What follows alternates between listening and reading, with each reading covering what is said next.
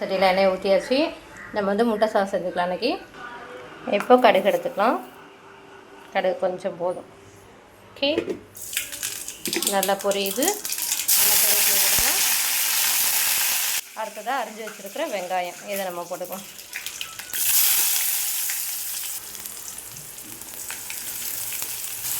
நல்லா வதக்கிக்கலாம்.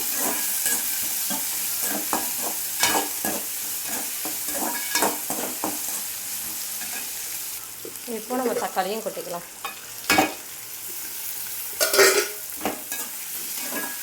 நல்லா வதக்கிக்கலாம். தேவையான அளவு உப்பு போட்டுக்கலாம்.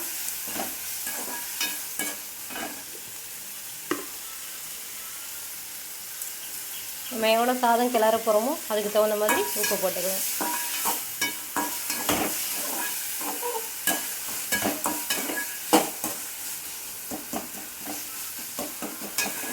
நல்லா வேகட்டும். தக்காளி வெங்காயமும் நல்லா மசிஞ்சு வரட்டும். கொஞ்சம் நேரம் நம்ம வெயிட் பண்ணுவோம். இப்போ முட்டையை நம்ம எடுத்துக்கலாம். முட்டை வந்து ஒரு 3 முட்டை நான் எடுத்துக்கிறேன். ஏற்கனவே வந்து 5 முட்டை வேக வச்சு எடுத்து வச்சுருக்கேன். இது வந்து முட்டை சாதத்துக்கு இந்த 3 முட்டையும்.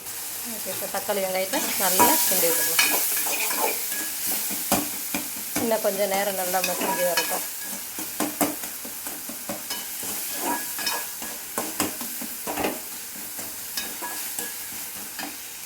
இப்போ இந்த முட்டையை ஒரு கிணையில் பொத்து ஊற்றிக்கலாம். முட்டையை வந்து நம்ம பொத்து வச்சுக்கலாம்.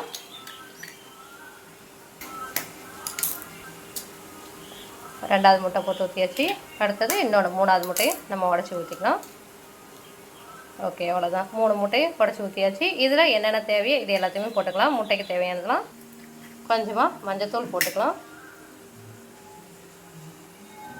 மஞ்சத்தூள் கொஞ்சம்.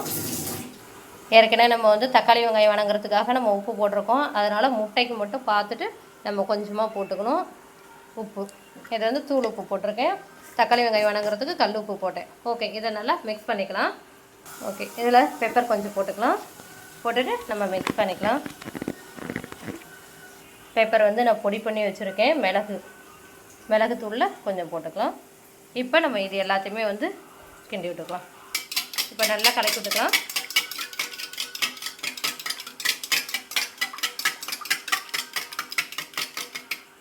தக்காளி வெங்காயம் நல்லா வணங்கிடுச்சு. இப்போ கொஞ்சம் மிளகாத்தூள் போட்டுக்கலாம். இதையும் நல்லா மிக்ஸ் பண்ணிக்கலாம். இப்போ வந்து முட்டை வந்து வச்சுருந்தோம் பார்த்தீங்களா, முட்டையை கலக்கி விட்டு அந்த முட்டையை நம்ம எடுத்து ஊற்றிக்கலாம். இப்போ இந்த முட்டையை வந்து இதோட ஊற்றிக்கலாம். இப்போ நல்லா நம்ம கிண்டிக்கலாம்.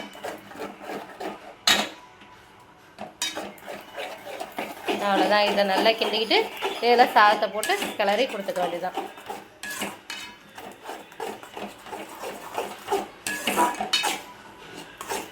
நல்லா சூப்பராக இருக்கும்.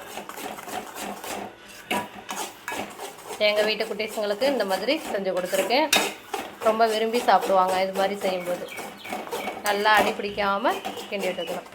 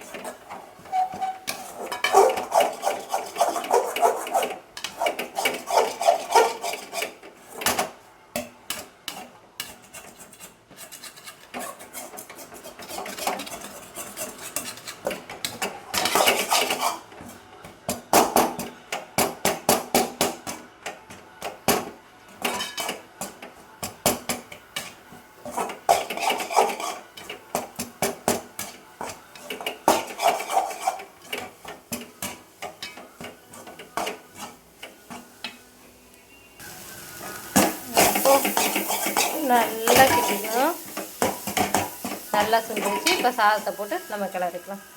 சாதத்தை கொட்டியாச்சு. இப்போ நல்லா கிளறி விட்டுக்கலாம். நல்லா கிளறிட்டு காட்டுறேன்.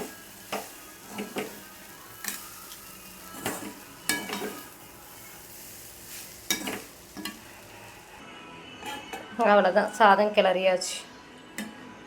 ஓகே ஃப்ரெண்ட்ஸ், உங்களுக்கு இந்த வீடியோ பிடிச்சுன்னா வீடியோக்கு ஒரு லைக் பண்ணிக்கோங்க. நம்மளுடைய சேனலையும் சப்ஸ்கிரைப் பண்ணி வச்சுக்கோங்க. Okay, thank you.